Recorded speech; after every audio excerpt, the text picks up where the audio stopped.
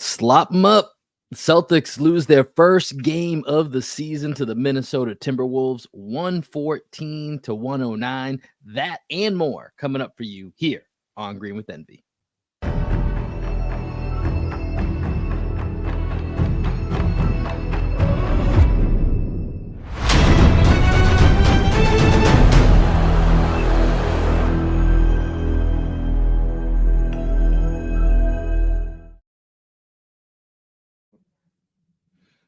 What up, what up, what up? Welcome into another edition of Green with Envy. As always, is your boy Will Ware checking in. How you doing? How you living?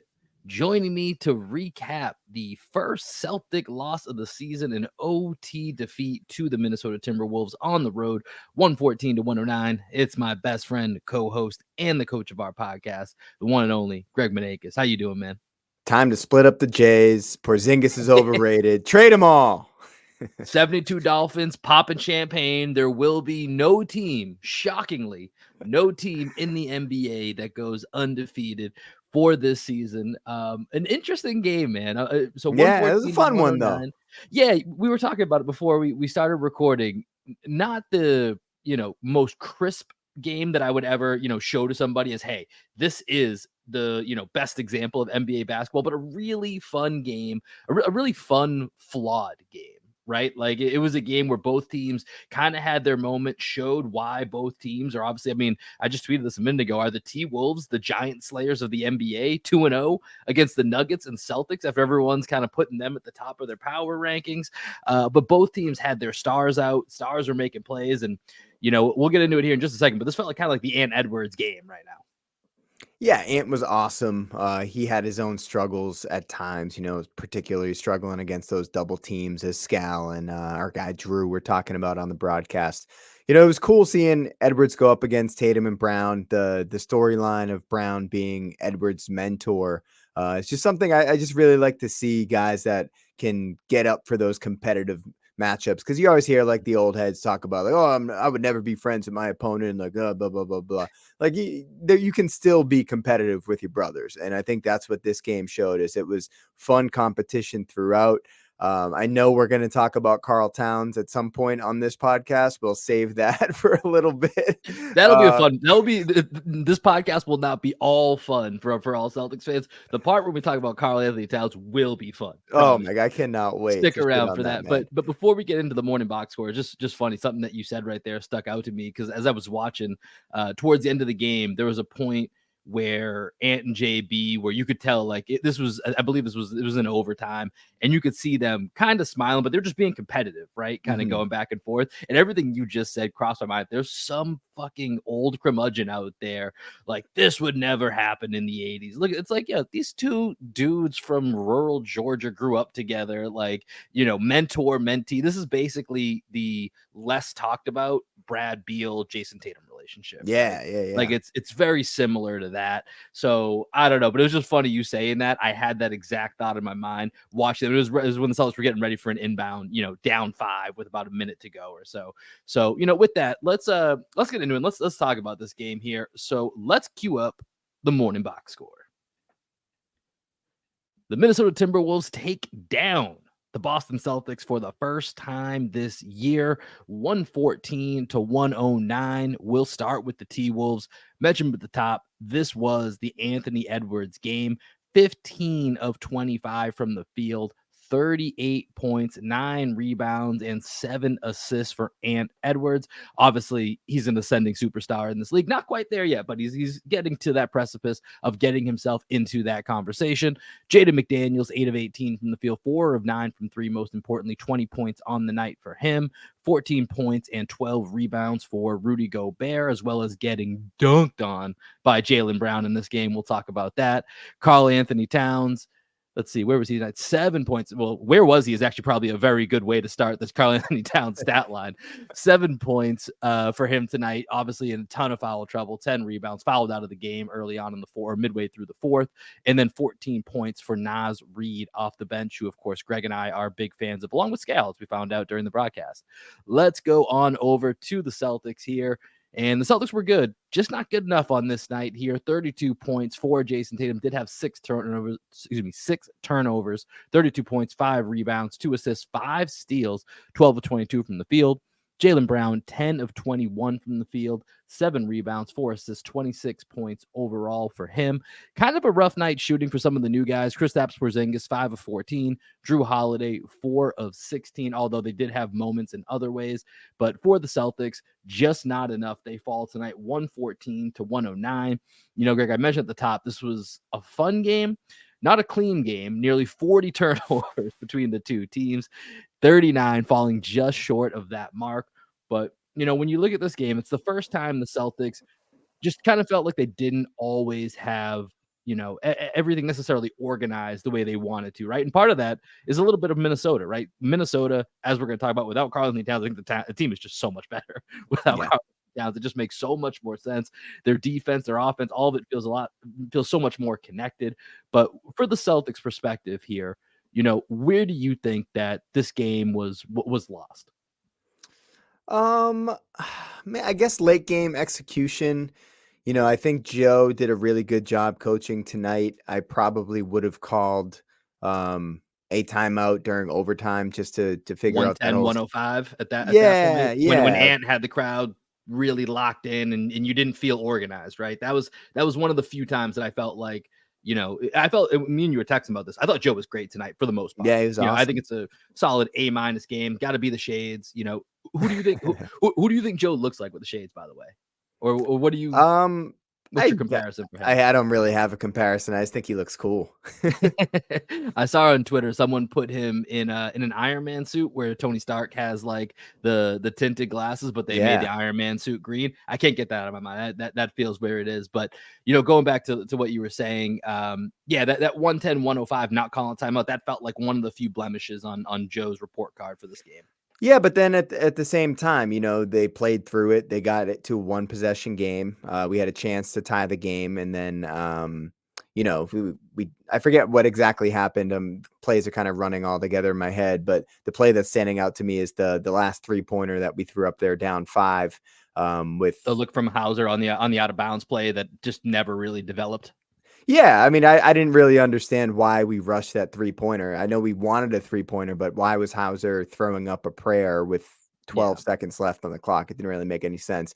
There were a couple times, the Horford play where he kind of mishandled and slipped out of bounds. I thought that late game execution, it's tough to execute offense when you have perimeter players that are going to get into the ball the way that the Minnesota Timberwolves do, knowing that they have Rudy Gobert on the back line. Jaden McDaniels was really a pest on the defensive end. I thought Tatum and Brown handled the pressure about as Yeah. well as they could, but at the same time, that pressure definitely caused them to have some turnovers. Drew Holiday, he had some really big moments on the boards, especially. I think he finished with 11 rebounds. 11 boards. Big board night for Drew Holiday. Right, and he played great defense on Towns, which we'll talk about here in a second. But Drew, he had that one big turnover where he tried to drive the lane. Conley got his hand in there, knocked it off him out of bounds. Like those were the moments in which it felt like Mazzulla probably could have called a timeout to set something up. You heard Scal clamoring to get Kristaps in the action. When you have Yeah. I felt like the Celtics forgot they had Kristaps on the court. It was weird.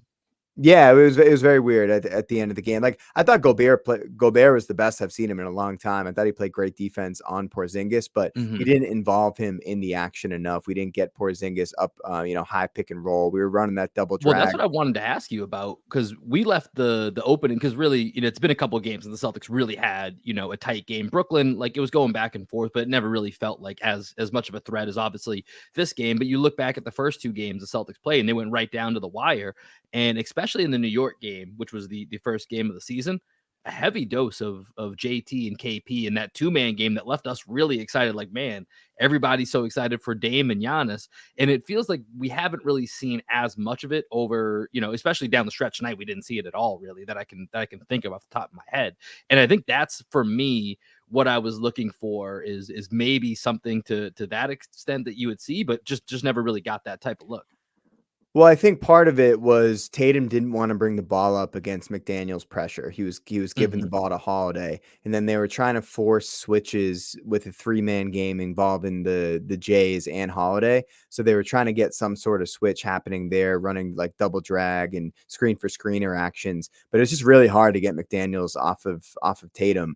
And there was so much, Gobert did a really good job on Porzingis throughout the night. So Yeah. I understand why they were a little bit hesitant with so much ball pressure happening to put Porzingis in situations in which he'd have to make a play. Because I felt like he wasn't handling the ball the cleanest on the night. But I would have liked to have seen them go to the Tatum and Porzingis pick and pop a couple of times down the stretch just to see if we could at least involve Rudy Gobert in the action, one, and then two, maybe get Porzingis an open three, because I think he had 15 points in the first half, 5 points in the second half. He kind of disappeared in the second half. It seemed like the Celtics forgot he was there.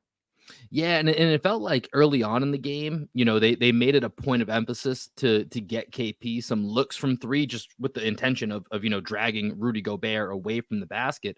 And it was when KP was in the lane or below the free throw lines when Rudy Gobert was able to really handle him pretty well. Or if KP tried to drive, he did a good job staying down, didn't really bite on a lot of the pump fakes that KP was going for. But it felt like there was some opportunities that the Celtics could have used to kind of penetrate and then kick back out to Kristaps Porzingis to get him those looks, to get him in rhythm more.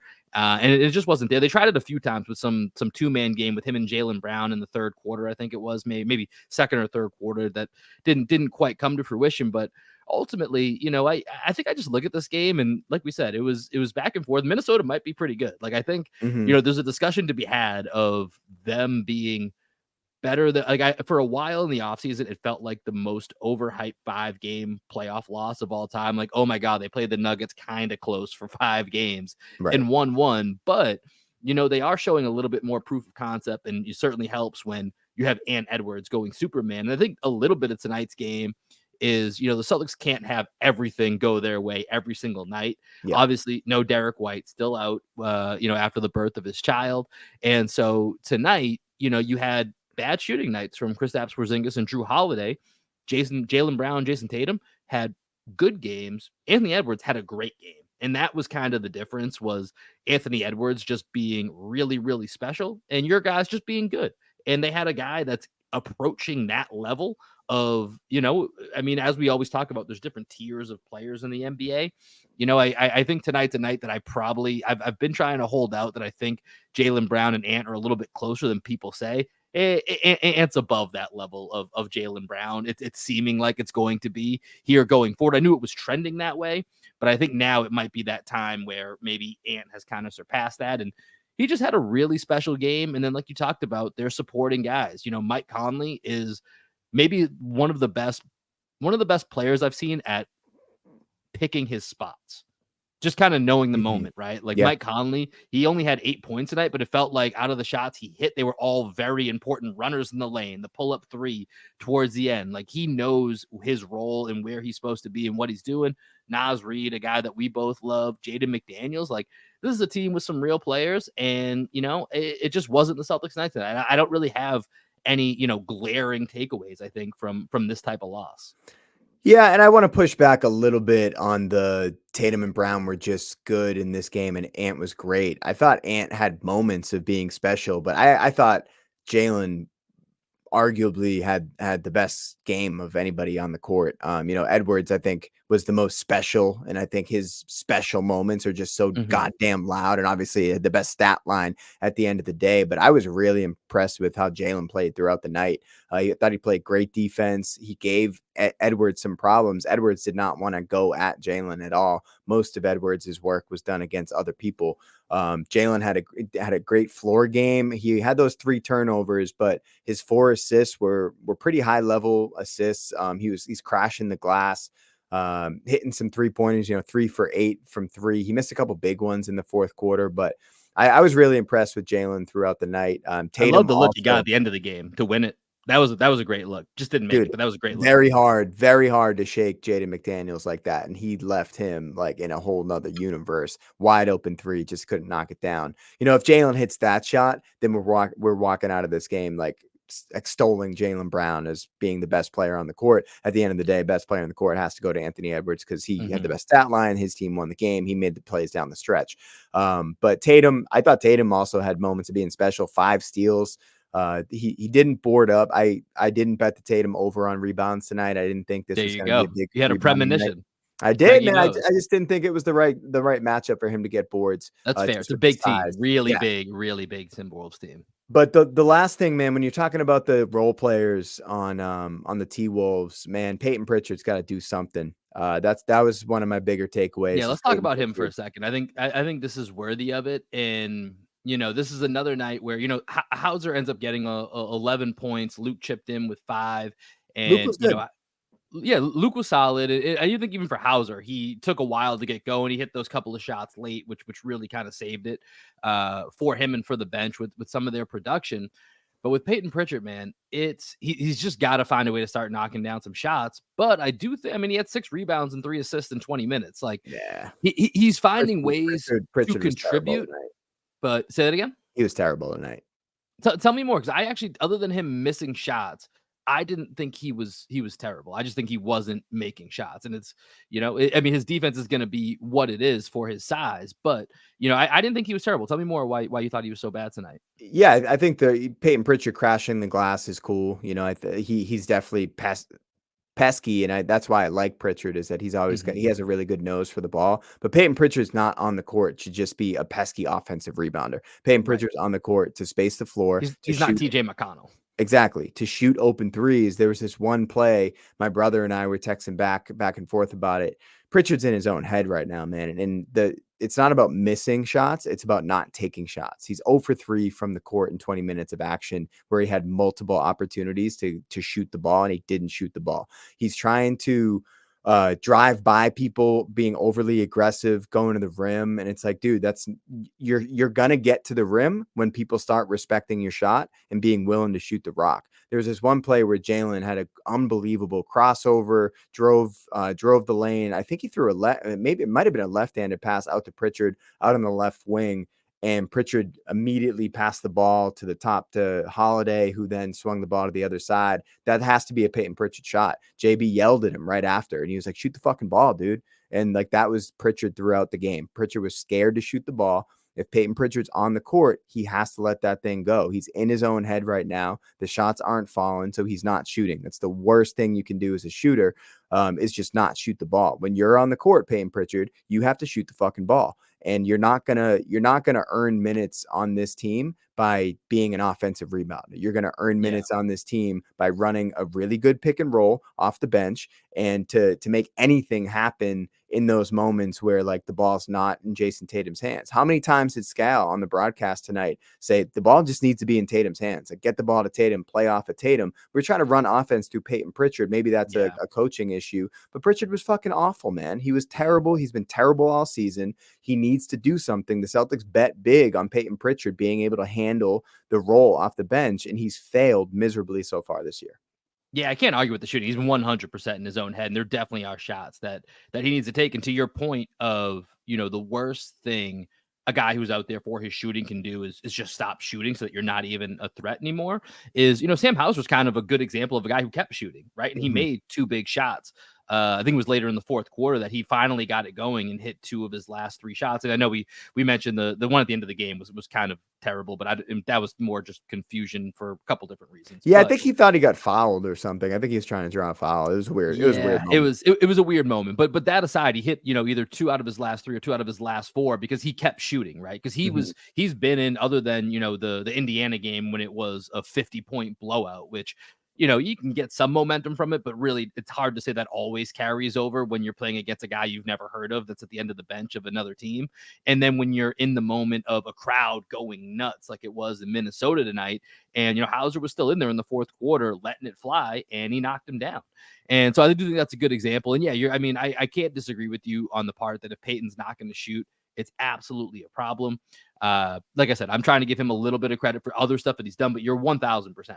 If he's not willing to take those shots, because they're going to go down. Like, I feel confident they're going to go down, but he has to be willing to take them, even if it means failing. So, well, So the one 3-pointer he got was a wide open 3 in the left corner, and he missed Is it. that the one when Holiday pushed it ahead and he was wide open?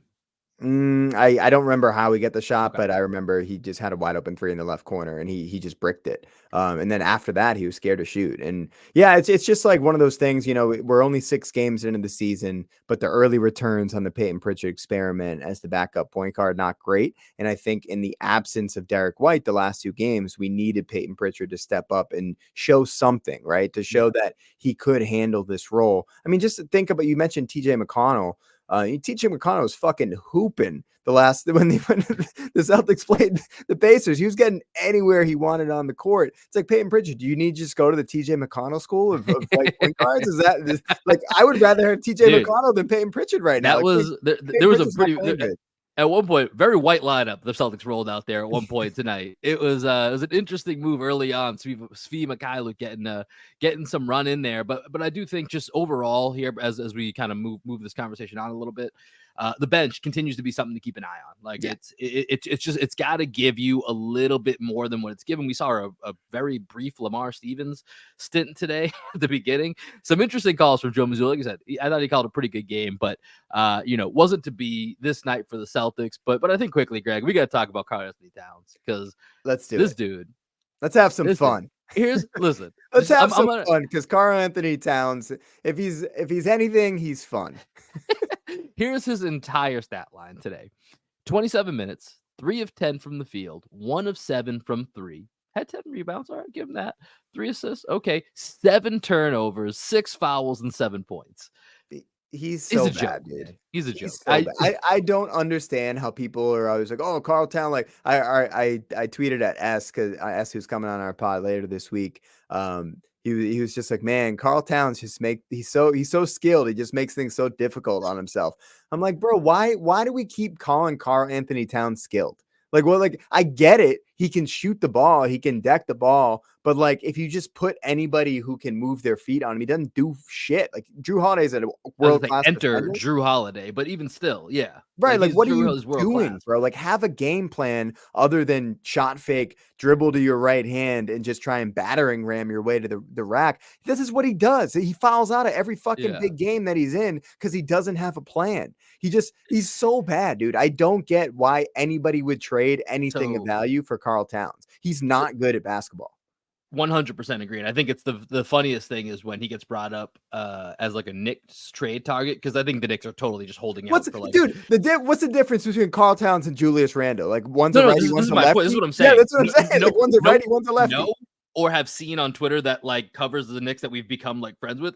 No one is into this idea, but Yeah. it constantly gets around. There's like, who are the Knicks? Like, it's one of those like aggregate like clickbait type things. Like, is it Carl Towns? I was like, no, we don't want Towns. I'm like, nor should you. You have Julius Randle. There's absolutely no need for Carl Towns. But at one point tonight, my League Pass stream got messed up. So, and by the way, maybe not Bill Simmons' fault that he couldn't listen to our guy Drew. Okay. League Pass was fucking with me as well, and I wasn't able to watch the Celtics broadcast for part of the third quarter. So I was watching the T-Wolves when the Celtics challenged the call, the and one call for that gave, I think it was Towns's 4th or 5th foul, I can't remember.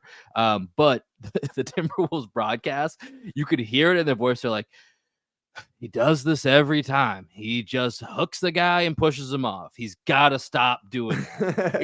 It was kind of funny listening to how exasperated they were with seeing Karl-Anthony Towns over and over again.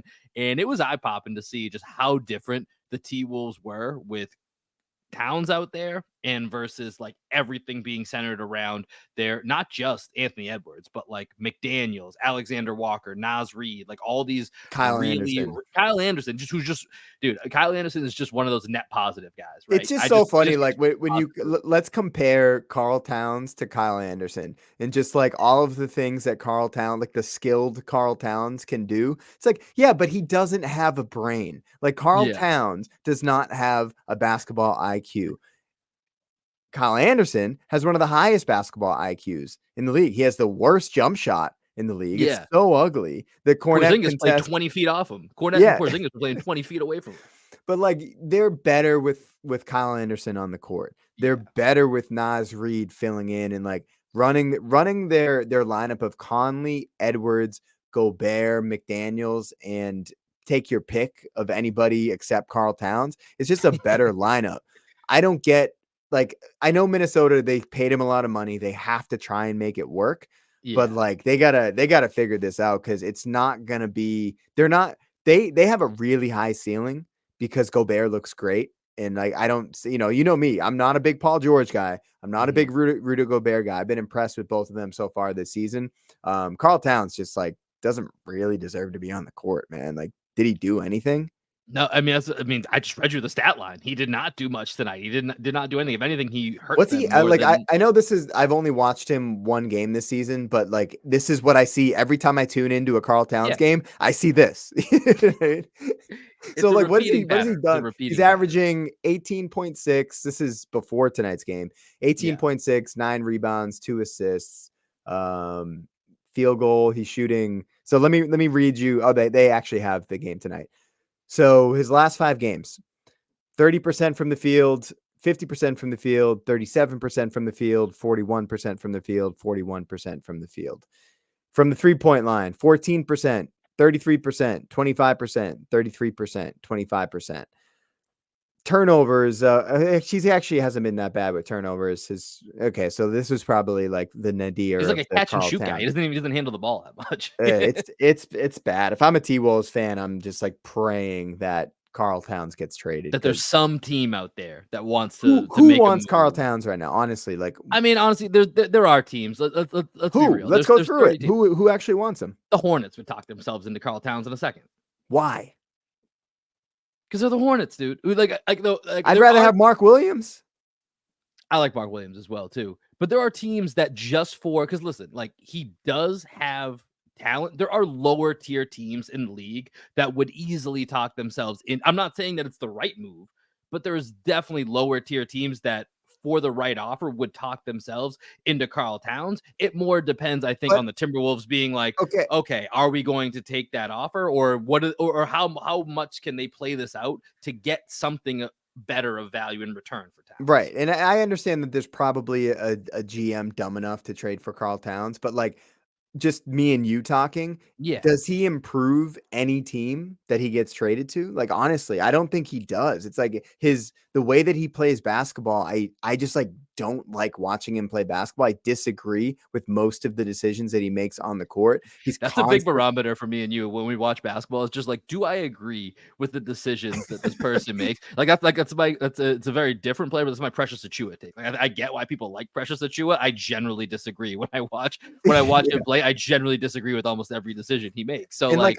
like, I get that it's not the best pairing. Him and Gobert was never going to be the best pairing. But even yeah, before Gobert got there and they had that fun team, like most of the decisions he was making in the playoffs, I was just like, dude, Karl Towns, what are you doing? if he was available, You're in if he foul wasn't trouble. fouled out, yeah, You're in foul trouble. Why are you battering ramming your way to the hoop and just like throwing your arm off? Like you're not supposed to do this in this moment, bro. Like what are you doing crashing yeah. the offensive glass and slamming into somebody like a running back who like is trying to force his way through the hole? Like what are you doing, Karl Towns? I don't get it. And like I get that he's skilled. I get that he can shoot the 3 and like he can put the ball on the floor and dribble a couple of times and he can make the occasional pass. He sucks on defense. He can't move his feet. He's always fouling people. Like the foul he had on Jason Tatum. Bro, like, yeah, you moved your feet initially well. Tatum had to shoot a tough fadeaway, but then you reached in with 5 fucking fouls and you hit him on the elbow and then complained to the referee. And we're saying, like, oh, you almost ripped your shorts off on the court. You fouled him, dude, because you're not a smart basketball player.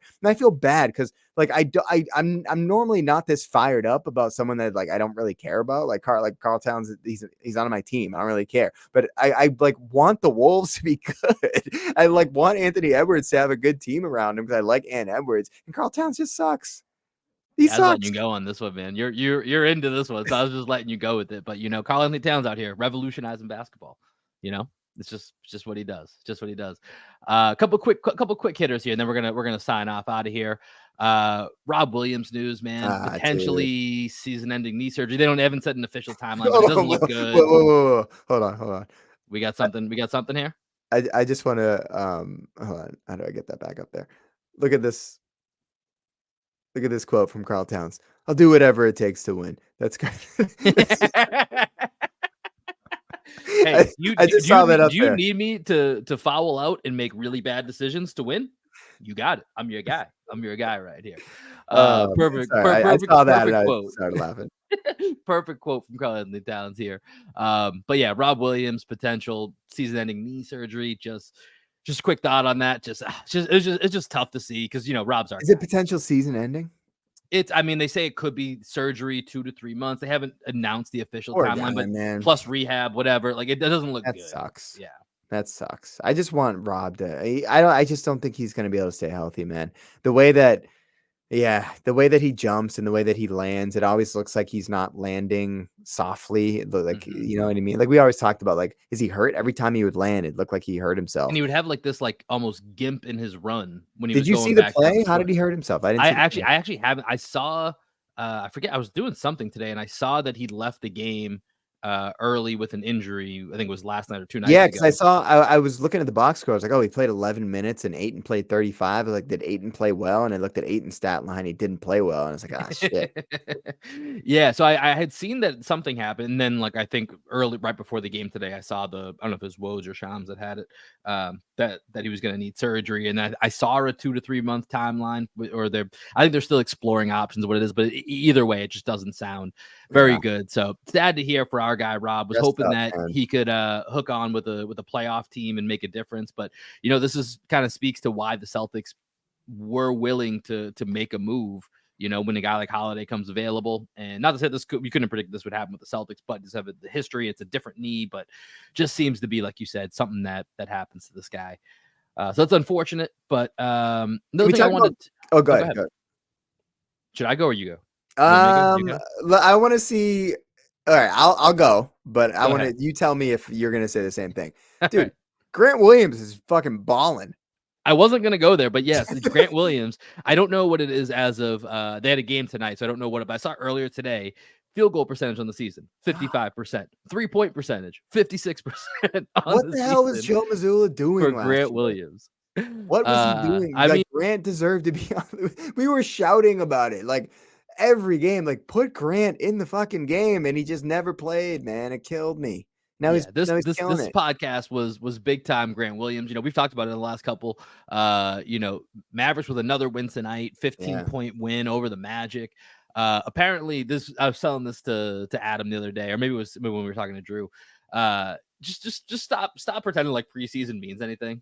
Yeah. I read way too much into the preseason Mavs and how bad they were, and I should have just realized that. Listen, once Luka gets to be Luka, and like I don't know that 5-1 is going to project them to all of a sudden be a top 3 seed, but they're going to get to 45, 46, 47, maybe 48 wins just with Luka being healthy. Like Luka being healthy, the right guys spacing, the right guys on defense. Lively seems to be like an actual pretty good draft pick. So, And I they beat my may have Magic hooped on tonight. that. Yeah, the Magic, who we both really like. So Mavericks keep on rolling. Just looking around the league here quickly. Indiana 152 to 111 over the Spurs. Just an absolute beatdown. Yeah, Spurs on a back-to-back, traveling to Indiana after playing a home game. That's a tough one for them. Yeah. The James Harden experiment, the system, Not off to a bad good start. start. Malfunctioning system thus far. The Knicks broke the code. Another guy that it's just like James Harden's a better player than Karl Towns, but it's just like if you're gonna bring James Harden in, like understand that your chemistry is probably gonna get fucked up for a little bit. And I thought the Clippers, they had nice chemistry so far this year, and like I totally agree. I'm worried about how that's. I mean, Paul once George again, 2 for 11 tonight, man. Paul George was out here hooping the first 5 games of the season, and now James Harden comes into the mix and probably seemingly looks like one shit game tonight. in, you're back on the Paul George hate train. Just because No, not even. I'm just I'm mad. I'm mad that James Harden is fucking up Paul George because I like Paul George. I just like I think he's overrated, but there are times where I'm like, ooh, like I mean, he's got a beautiful game. It's just like people talk about him like he's on the same level as like the LeBrons of the world, and it's like, no, he's not that good, man. All right. One last thing I wanted to talk with you about, just because we haven't talked about this at all on the podcast, and now we're technically in the midst of it, even though the Celtics haven't tipped off yet. But the NBA in-season tournament is here. It was a thing last Friday, and I saw that you had some thoughts about it today. I don't know who it was or what it was that sparked you to go off against the all the old heads, man. It's people that I like. So what was it that triggered you? Because I saw this today and I was like, oh, I want to bring this up because I'm actually going to be at the first ever in-season tournament game for the Celtics this Friday. Come holla at your boy. I'll be in the building there for the Nets and Celtics maybe the first ever game without the parquet floor on the Celtics Maybe, home yeah. court. I think it might be, but I saw that you were triggered. So tell me more about what your thoughts were on the in-season tournament and what you didn't like hearing from some of the old heads. Well, people are just like, "Well, why would I ever tune into this thing? Like, what's the point of watching this game?" It's like, dude, like, do you understand what it is? It's just they're trying to make the regular season like more enjoyable and to give people more reason to tune in. So like, are you tuning in to a normal Friday night game of like pick two random teams?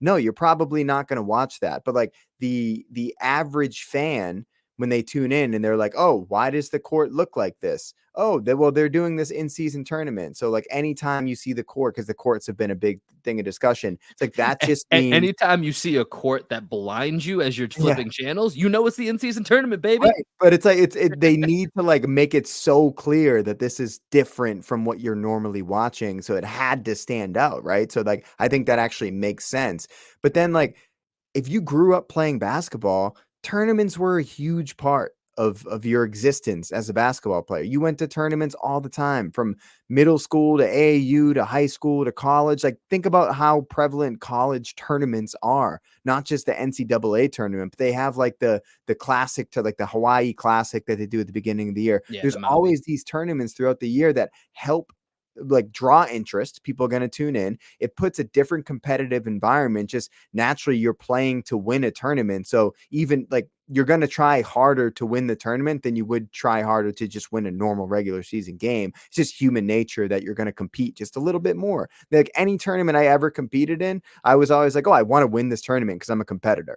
You know what I Mhm. mean? And I think when players get there, they're going to those instincts are going to naturally kick in more than just a typical regular season game. And I think it's a cool idea, man. I'm like what the fuck? Like, do you really love the regular season that much that you're just like, I don't want this tournament. I just love my 82 game regular season. Like, Yeah, why do there's no doubt because it is there's part of the no 82. downside? The thing is, it's part of the 82 games, so there is no downside other than that one championship game that's not part of it. It's just regular season games rebranded. So, as someone who I will be honest, my first inclination is to typically hate on something initially. That's just doesn't mean it's always how I feel, but Yeah. that's usually my first inclination is why the fuck are they doing this? This is stupid. Yeah. Like that was probably my original thought. But then the more I thought about it, I was like, what like this I think the courts are grotesque. I think they're disgusting, but I also think that they're also so bad that I'm now into it.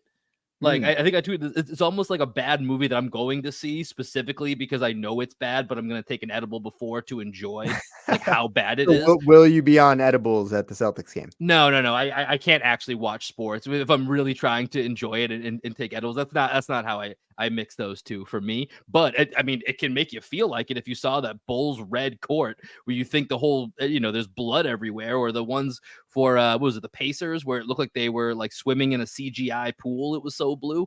Like the courts are really weird. But to your point, like I do think it number one, it's got people talking about the in-season tournament because There otherwise you go. they just had the regular courts. How do I think they could have done it, and I think they'll make some tweaks. And I think ultimately the biggest thing for me is everything that you just said about how you as a competitor would react to this.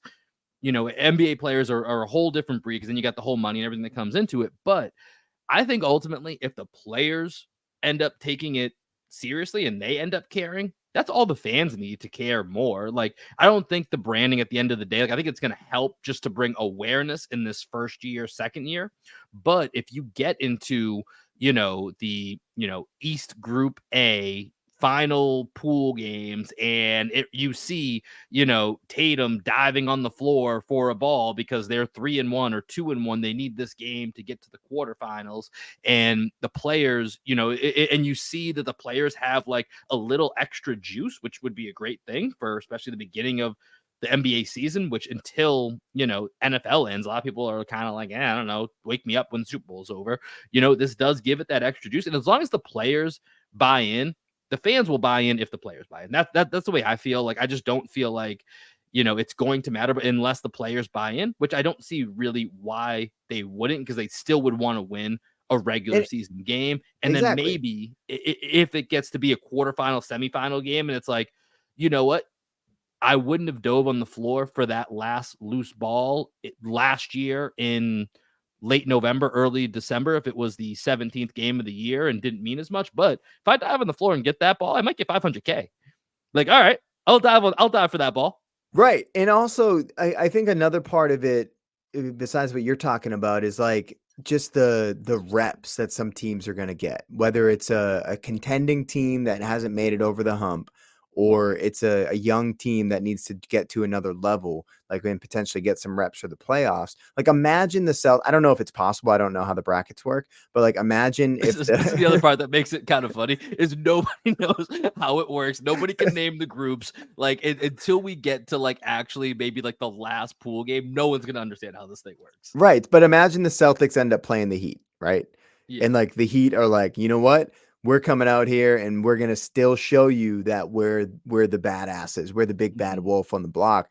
And if the Celtics can vanquish the Heat in a one-off scenario, I truly think that will give them confidence, right? If the Heat beat the Celtics, I think the Celtics going to feel pretty shitty about themselves that they couldn't beat the Heat in a game that mattered. You know what I mean? Like those types of things I think are important for let's just pick a team out there that needs to like the fucking Clippers. The Clippers, Mhm. they haven't won shit in their franchise history. The Dude, Pacers. if the Clippers win this thing, you know how they're like everyone just keeps talking about, they keep making all these moves because they got no draft picks and they're opening up their building next year. If they win the in-season tournament, they're gonna put a billboard, banners. They're gonna build their entire reputation going into this new solo building away from the Lakers as you gotta come check out the NBA in-season tournament Right. champions. That's gonna be their whole MO going into that new building. But let's think about the teams that like it would really be cool for them to win the in-season tournament that like actually have a chance. Like the fucking Wizards aren't going to win it, right? But like Yeah. the Sixers, they need reps winning big games. Joel Embiid needs to show that he can fucking play in a big game because he's been terrible in the playoffs. If the Sixers somehow win this, I think that's a pretty big deal for the Sixers. I think that's a step in the right direction for them as a franchise, being able to win something. The My Mavericks, real go quick, ahead. my only pushback to this in this, I think what you're saying is what I hope this is 100% true in 2 to 3 years. But once again, I think this all just depends on the players because you had a quote from like Jimmy Butler like a week ago where he was like, I don't really care until it's the, NBA, Yeah, but like Jimmy Butler's a it's not the fucking playoffs. blowhard, dude. Jimmy Butler. Right. I'm just using that as an example. I agree with you that that's going to be some shit Jimmy says, especially at the beginning of the season. They're 1-4. Well, they just won tonight. I think they're 3-4 now. But my point being, I think But their Jimmy Butler's own but to counter that, Jimmy Butler's been to the finals 2 of the last 3 years or whatever it is, like 2 of the right, last 4 years. The Sixers have not. The Sixers have right. never like under this. When was the last time the Sixers were in the fucking finals? Like in the 70s? I'm with you. Okay. I'm well 0-1 with the Iverson team, Oh but yeah, that's right. yeah. That's right. Yeah. But the counterpoint to that is like it's this is for me one thing. My biggest thing is just like the players are going to determine if this thing matters or not. Right. And if the let's fast forward 3 years, just play along with this hypothetical. Sixers win it this year, and 3 years from now they have to go ahead and trade Joel Embiid. They've still never gotten out of the second round. Like, is winning the in-season tournament just going to kind of be scoffed at? We're like, okay, cool, you guys won the in-season tournament. You know what I mean? And like, so and Right. you can't know that now, of course. Like, it's going to have to But play out. But that's for me where like, if all the biggest players are showing up and they're actually putting everything into it as if this is more, and you can tell in games when it feels like it's more than just a regular season game. We say this all the time, like that had a playoff feel to it, right? There are regular season games that this happens in. So if that happens in this tournament, I think what you're saying about these big game reps will be true. I'm a little skeptical on that point. I want it to be true. I'm skeptical on that being the well, case right now. here's my thing. You started this whole conversation saying that normally you're a hater at first, and like Yeah. the way that you're talking about it, I can feel that like haterade. Like you've been drinking Well, the because there haterade. is a No, realism to it. Like, there's not teams sitting out. There's not every team sitting out there going, dude, this in-season tournament is so great for our big game oh, reps. Like, I just think that's a little bit of a jump that like for what it wants to be. Yes, that is absolutely the goal for yeah. what it is. I'm a little skeptical that it is going to be that. I'm willing to find out. Like, let's go find out. I think there's no harm in trying to find out. I just don't know that that's what it is right now. Yeah, but all the dude, like I don't understand people like you and like all these other people that are like they're like, oh, Yes, I'm in that group of other people. I love it. well, it does. It drives me fucking insane because you guys are like, oh, it doesn't matter. It's the first year of doing something. Like, why the fuck does anybody care? There's always the first year of some shit that's new. Yeah, no, you're right. That's how new shit. That's how new shit works, bro. Like the 3-point line. I bet if you went back and read all the articles from the fucking 3-point line when it came out, that everybody was freaking the fuck out about it. You know what I mean? Like eventually, no, sure. I get what you're saying. Yeah, so like no, I get it. When you're in the first year of something, it's gonna take some time for like you're saying, and I'm not disagreeing with everything you're saying, for it to actually matter, and it will 100% depend on the players. My main point is if you put competitive people in a competitive environment, they're naturally going to compete and compete hard. You saw the Celtics versus the Wolves tonight. Act like they were trying their fucking ass off. Imagine if this. Okay, I didn't get to finish my exercise, but imagine the Timberwolves win this in-season tournament. You're not going to tell me that's huge for Anthony Edwards and like the Carl Townses of the world. Carl Towns, in-season tournament, excited. 4-time All-Star, in-season tournament MVP, Carl the Anthony T-Wolves would Towns. be so excited to win the in-season tournament. The fucking Knicks would be excited, even though they wouldn't want to admit it. They would be excited to win the in-season tournament. The Hawks could really use an in-season tournament victory. The Thunder, all the young teams, that would be cool. Yeah. I'm just trying to think of like other teams, like the it doesn't matter to the like this. I think regardless of Celtics and Lakers, like maybe the Celtics because we haven't won a title with this group. The Lakers have won. Dude, I think there's any team that you could spin this as a massive positive for. I think there's every single team where you can say like the Lakers, they think we're done. Watch, we're gonna win the in-season tournament, and then that's gonna propel us, and we're gonna win the whole thing. We're gonna go on Celtics. We won the in-season tournament, like. I'm sure, like you said, as this develops, this could become like this is the part of the goal of the NBA is like I know in international soccer there's like a name for it if you win like all three of if you win like the league and the 2 FA Cup or it's not the Triple Crown, but it's something like that. It's something like that. Like there's gonna be something like that. It's the double cup or something. I don't know that you win with this. So like I think there's absolutely a case to be made. And like I said, I'm in for this experiment. Like let's see what happens. I'm all in for the experiment. I don't know if it's going to work. I don't think it's necessarily destined to fail either. I just think it's kind of like, let's wait and see. Let's play it out. Let's have some fun. Let's make fun of these dumbass courts and these horrible jerseys. And at the end of the day, we'll get a couple teams in Vegas in a neutral site that we've never get to see. And maybe it goes well. Maybe it's dumb. Who knows? We'll find out in 3 years what the answer is. Hey, you're a realistic pessimist and I'm a black sheep optimist, baby. Hey, and with that, I think that's the perfect way to go ahead and wrap what turned into a unexpectedly lengthy episode that we meant to do a very quick hit here, but we got going today. It was a fun one. Despite the Celtics taking their first loss, this was a fun one. We got a busy week coming up here for the Celtics. Just a quick look ahead at their schedule here. Wednesday night, the Philadelphia 76ers at Philly. And then as we mentioned, Brooklyn, the first play-in tournament game. Your boy will be in attendance, followed by the Raptors the next night at home, and then the Knicks on Monday night. So a big week coming up ahead for the Boston Celtics to get back on track here. 5-1 is the record. Greg, you're a black sheep optimist. Give us any final thoughts, and then let us know what we're going to hear on the way out. For those of you listening. No final thoughts. I'll just put get this high. Black sheep optimist. I was going to put like an unreleased thing, but get this high. Black sheep optimist. Maybe next time. Tune back. Peace, y'all.